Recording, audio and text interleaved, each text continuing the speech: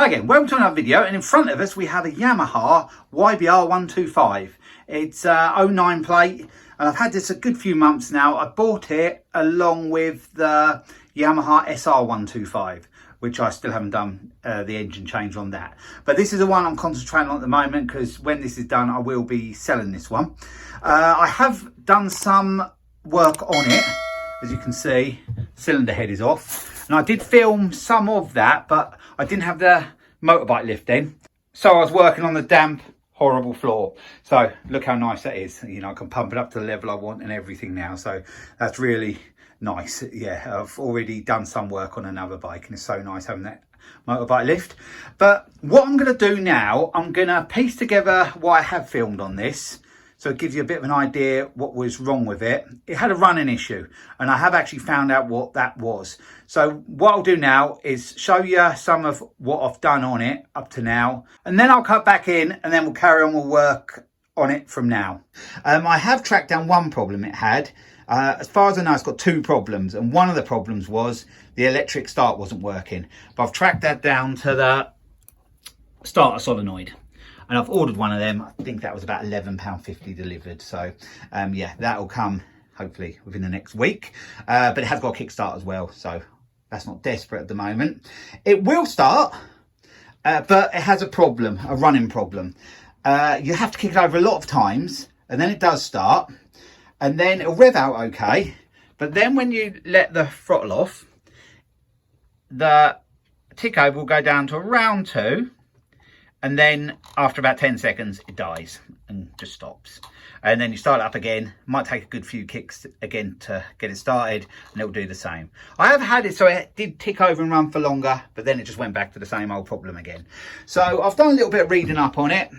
And this bike is fuel injected. I actually probably wouldn't have bought it if I'd have known that, but it was cheap. So yeah, I'll learn something from it, I hope. It doesn't have like the conventional carb. It has a throttle body and sensors.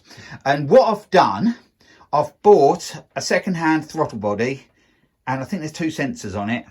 It was cheap, it was £20. I thought I'm just going to buy that and give it a go, because I think there's 3 or 4 sensors in total on it. Other problems it could be is the fuel pump in the tank, because it's got an electric fuel pump in the tank, and there is another couple of sensors. How long it's taken to start seems like whatever sensor sort of gives it choke isn't doing what it should be doing, but I'm hoping the throttle body solves that. So it's the easiest thing to sort of try, and like I said, it was cheap.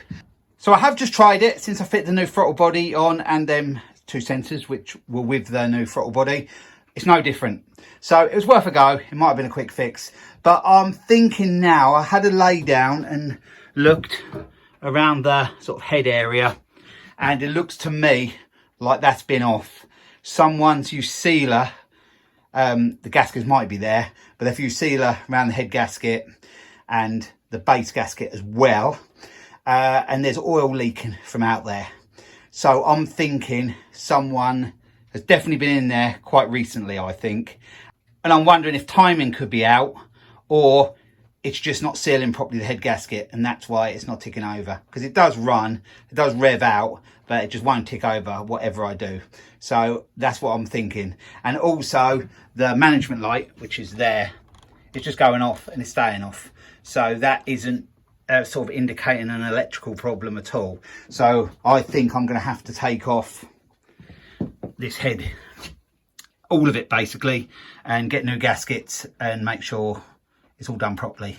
I've now ordered the gasket set, but I've got to wait a little while for that. So I thought I'd come back out and check the timing, and I've took the cover off there, and I've lined it up at the bottom to the mark it should be lined up to, and we are out. If you see that line there, that should line up with that bit there, and it doesn't. I think it needs to come back about a tooth. So that could well be causing our problem.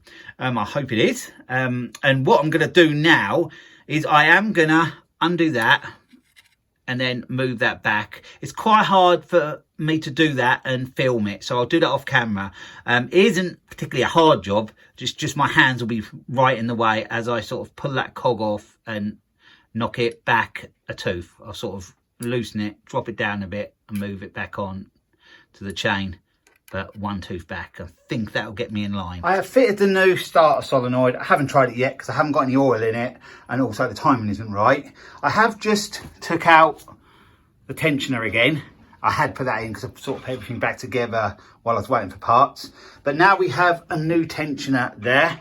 This is actually a genuine Yamaha one. It wasn't much more expensive than a copy one, so I went with that. So I have the timing lined up in that hole there. It's lined up. You might be able to just catch it there on that line. And also that line is going upright to that little arrow bit on there. So we have that right. So in theory, I've just got to put the new tensioner in and it should hold in place. What I was doing before is just every time I turned it over, it was slipping a tooth every time I turned it round. So I'm hoping it was that old tensioner that was playing up. So now I've got a new one. Hopefully that isn't going to be an issue. I'm just going to put this tensioner in. Easy enough to do. You just take that end screw out and you screw it in, it like locks in place. And then you just turn it in there and then it releases it. The old one is functioning how it should do, but it's just not pushing the chain in tight enough. That's what I'm thinking. So as I've got a brand new one, this shouldn't be a problem. So hopefully it will fix the problem. If not, it could be like the guides, like the plastic guides, or it could be the actual chain itself is stretched. But I don't really want to get that involved. That's more expense and everything. And I want to just sell this bike on. So hopefully this will do the trick. And I will know in a few minutes because I'm going to fit this back in place and then we'll turn it over and see if it's keeping in line in there and on there. I'll be back with you with the results of that. The new tensioner is fitted and I've turned it over and it's still doing the same. It's just jumping teeth. As I turn it around, I can actually see it sort of stop, then it starts again and then jumps a tooth again. So it's either going to be them plastic guides in there or the chain. Can't see it can be anything else. I did undo that and have a look. I'm not sure in the first part of the video whether I showed you that or not. But I'm going to have to put a new gasket in that now. But I've got that in the gasket kit because it needs oil in now because I lost all the oil. But I'm going to have to delve further into this. And I can check everything as I go through as well then. Just to check the valves are all okay. And the piston and cylinder is all okay as well. So it's quite simple, I think. I've got 4 bolts on the top there to take the head off. And there's 2 Allen bolts there. And then there's probably something underneath the head. 2 bolts probably similar to that to get the cylinder off, unless them bolts at the back for the head are longer and they do both, but I don't know about that. I'll see when I get it off, but it won't be that difficult. And also I've got a disconnected exhaust as well, one connector there. Not too much really, but yeah, I'm gonna have to go in there. And I did sort of move the guide over a little bit. I took that back off and moved the guide over, and it looks as if it's been on there quite a while, and I can see a lot of that red gasket sealer, and yeah, I don't like to see that, not as much as I'm seeing. I think someone's just took it all off and whacked it back together and, you know, sort of got it the best they could and then sold it to the lad I bought it off, because I don't think he knew much about motorbikes really. So yeah, all he said he'd done is changed the oil and thought that might fix it. But yeah, it was running okay once I got it running, but it just wouldn't start very well and it wouldn't tick over. So, and that timing was definitely out. So it's got to be part of the problem, if not the problem. So, and it could be leaking through the head a bit as well. So yeah, I think the best bet is to take that off, and then we'll have a look inside. So that's where I got to before I got the motorcycle lift. So what I've been doing this evening is cleaning the head and the cylinder. And I've just been having a look at this head, and I turned it over, and I think I have a bent valve there. I think that valve is bent. It's the inlet one. And as I turn this over, try and show you, if you look, as I turn it over, the valve does come out higher than the head slightly, and if that caught on that corner when the timing was wrong, it would bend the valve. I think the exhaust one is okay, that looks okay to me, but that one I can definitely see, you can probably even catch that, there's a gap when it's supposed to be closed. So what I've done is took the little cover bit off there, and I'm gonna get the valve out and then we'll know for sure. So I thought before I dive in and start taking valves out on that, I've just had a bit more of a look at it, and I sort of pushed the valves, and that one is seating better now, that inlet one. So what I've done in there, the tappets, I've took slackened right off both of them, so they're both totally shut. Well, they should be. If they're bent, obviously what I'm going to do now isn't going to work, but I'm going to put some WD-40 in there and see if it drains right out or whether it sits in there.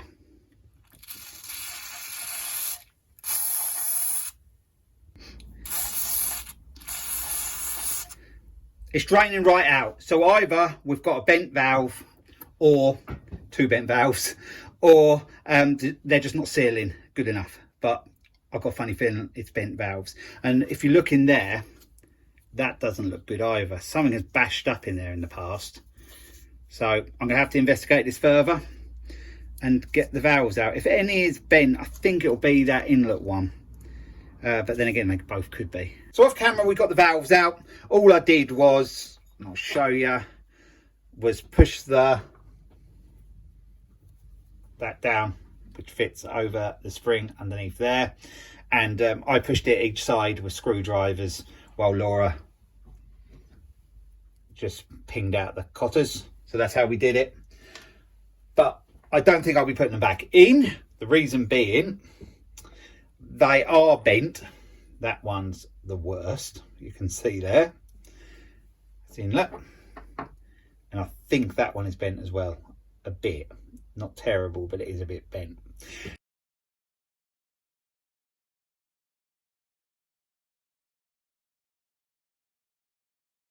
I didn't know whether these were interference or non-interference.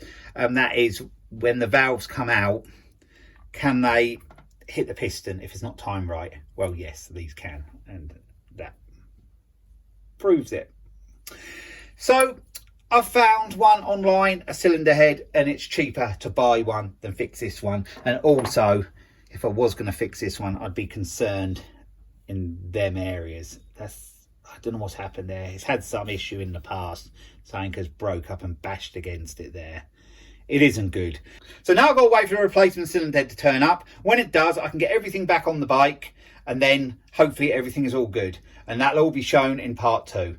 So I hope you've enjoyed this part of diagnosing the problem with this Yamaha YBR125, and I'll be back with the next part soon. So thanks for watching, and bye for now.